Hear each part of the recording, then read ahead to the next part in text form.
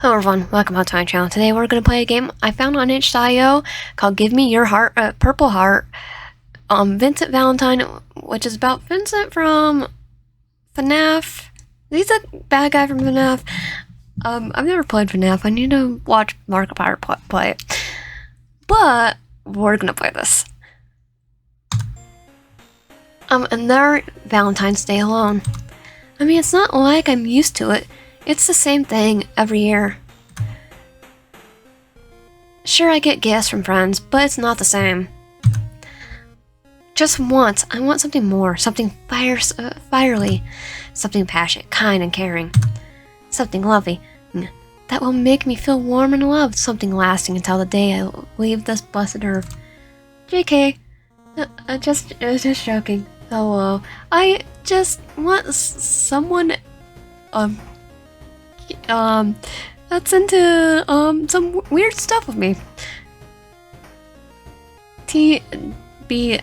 Can't remember what that is. I had to look up. I suddenly walk past the store called Jade's Blades. I look inside the windows. It seems to be a store that sells an assortment of blades, from swords to pocket knives, and surprisingly even knives. Well, I don't plan on buying anything. What's the harm in dipping inside? The interior of the store is cool, with dark concrete walls. Behind the counter is a pretty woman with dark hair and pale skin. She greets me, and I give her a quick greeting in return before I start observing some of the items on display. She has a big knife right there and no eyes. The store really has a unique assortment of items. What really catches my eye are a row of daggers, lovely double-edged things with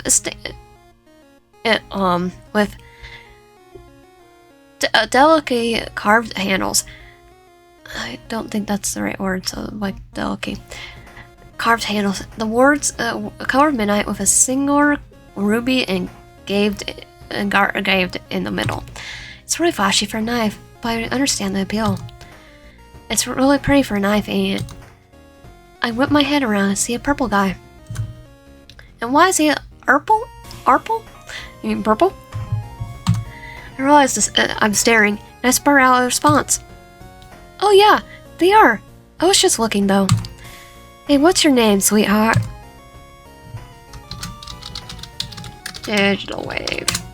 Digital wave, huh? I like that. Suits a pretty thing like you. My name's Vincent. You shouldn't know it, since you'll be screaming it later anyway.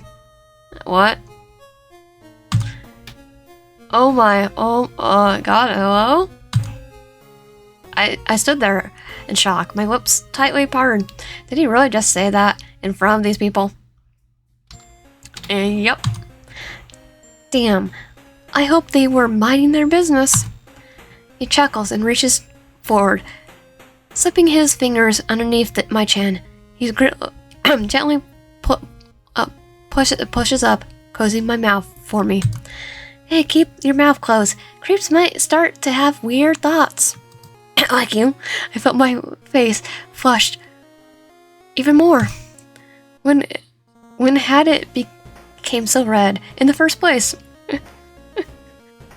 Because in reality, if someone says that, you're gonna go like that. You have to remember it. You have to be screaming it later. Yeah, you get out there. Red flags. Who even was the dude? Churning out of nowhere, flirting with me so seductively, even touching me. But as much as I hate to admit, it's not like I hated any of it. He is a handsome man. Before I know it, I'm lost in my own thoughts. Hey, you there? Lapping his arm and just parts of his body. I mean, clearly, he's an older guy. There's no denying it, but there's not necessarily a bad thing. He seems well put together. I had another look at him. He's glancing at me at a row of knives, a Cheshire grin on his face. Well put together enough. And honestly, I kind of like him. Yeah, we just met, and he could totally be a serial killer who kills kids and shoves them into I know the electronics or something. But hey, okay, so I think he was the bad guy, and I was the one that did that.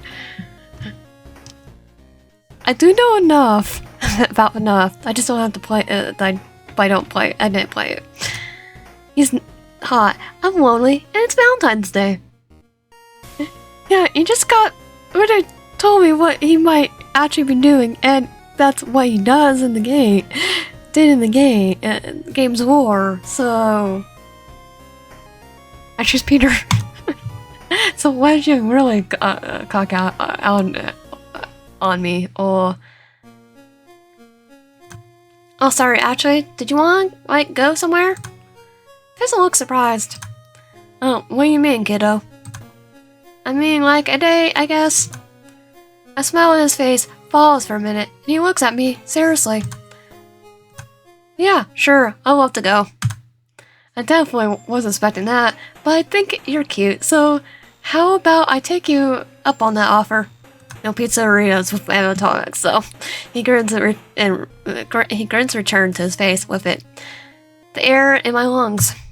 The man had me so scared, I damn near started preparing to carve on. His shoulders crouched a bit lower, and he tilted his head at me. I'll tell you the truth. I got to work in about 20 minutes. But who's to say we can't bend the rules a little? It turns out that Vincent works at the night shift at the place called Freddy Fazbear's Pizzeria. I actually remember going there once or twice as a kid. It was a little janky, to be honest, but it was fun at the time. But more importantly, Vincent worked the night shift, and we were completely alone in the building for 6 hours that he worked.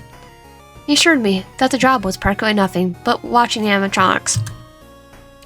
Meaning we were completely alone in an empty building for 6 long hours. It sounds perfect. Perfect. Walking into Freddy Fazbear's the tour was a little obvious. Maybe it was the lack of kids and noises, but everything still has party hats linking the tables was disheartening. I'm running.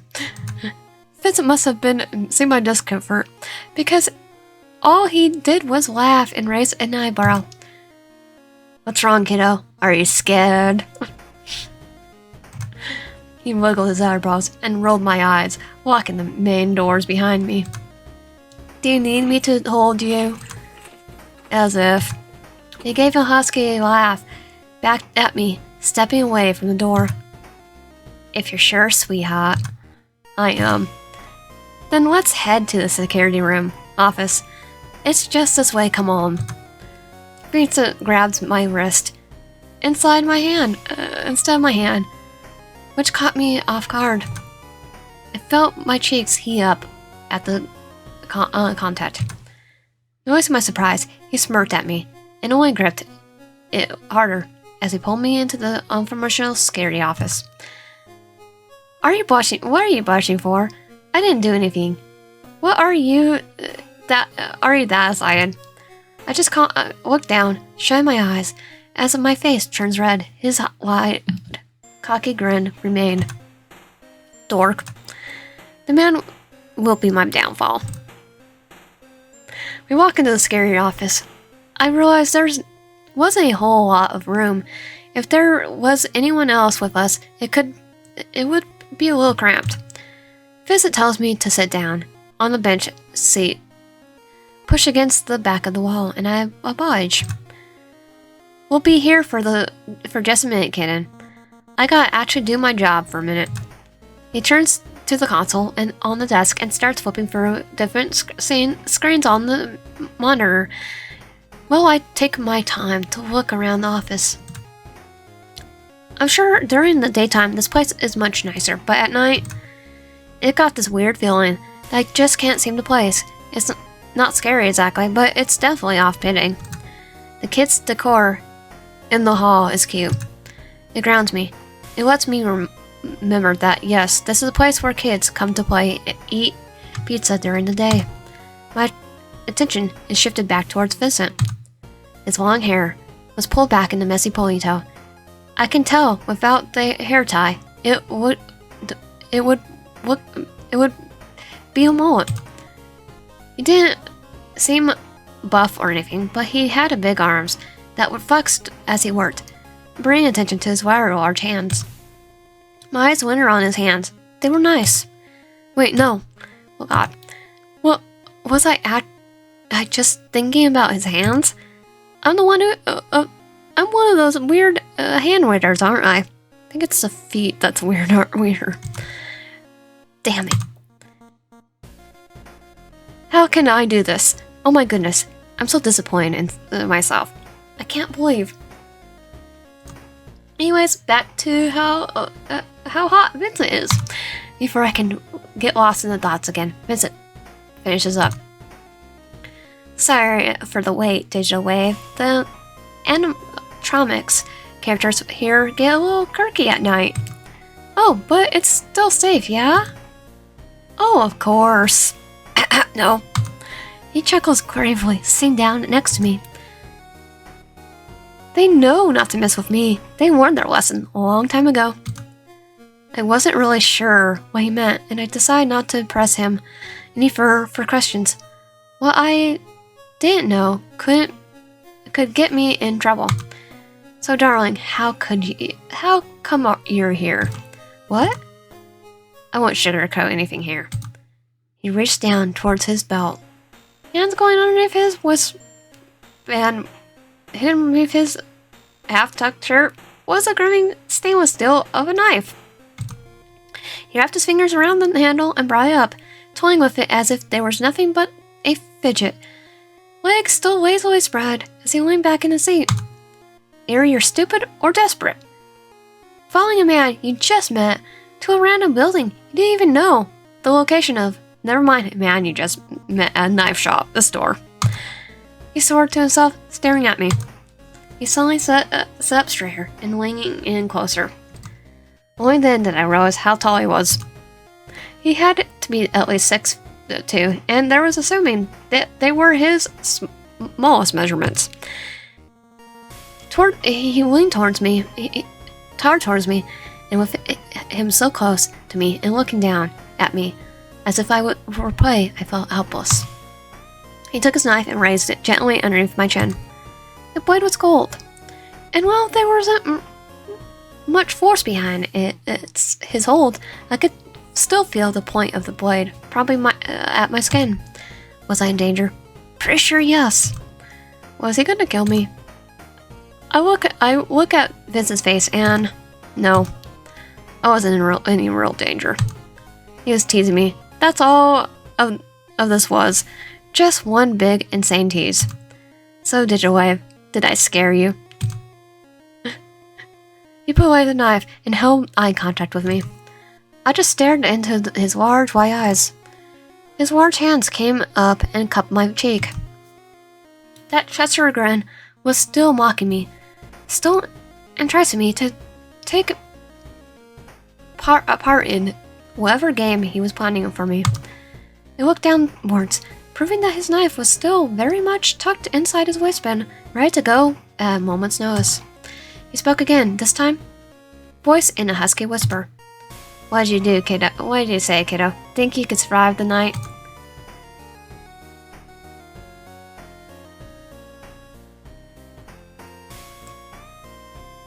Okay, we're going to do this answer first. Yeah, up till 6 a.m. And Vincent's smirk widens and he moves impulsively closer. I'm glad to hear that, sugar. His hand went down to his waistband again, and the knife made another appearance. He laughed and winked as he stroked the soft skin of my cheek. I hope you don't mind. I'm a bit of a rough play. I don't really know how to be gentle. As he affirmed his statement, he slid his hand that was holding my cheek down to my wrist, pulling it roughly and forcing it behind me. And suddenly, before I know it, I'm on my back. He's on top of me. Hope you weren't kidding when you about lasting 6 a.m. Beautiful. If you were, well, you're in it for it now. The end. Okay, so.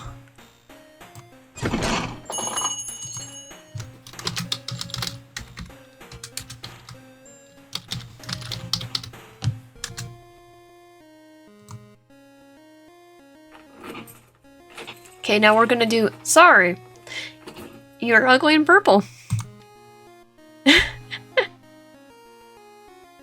I